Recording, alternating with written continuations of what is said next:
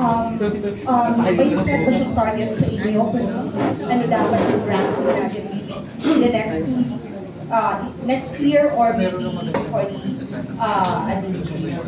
The World Bank Business Ready Report is a new initiative by the World Bank after having suspended the annual doing business starting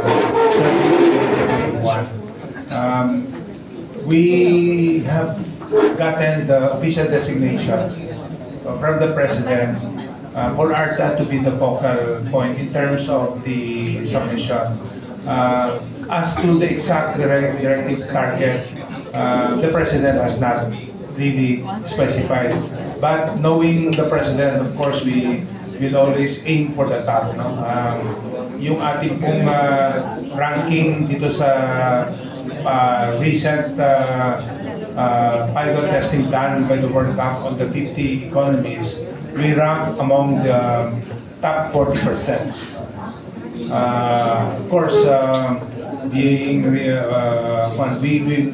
ang aking po sana possible top 20. Of course, that is our aim. No, we aim, we dream high for ARTA.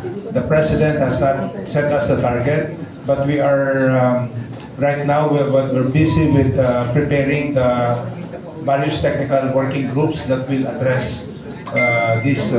And siguro I will give the chance for Director Marbida to talk more about the details about preparations for this. In fact, this coming December 6, we will have our submission to the World Bank. But we have submitted our report and recommendation to the Office of the President, and we will continue to inform the President about the progress of our initiative.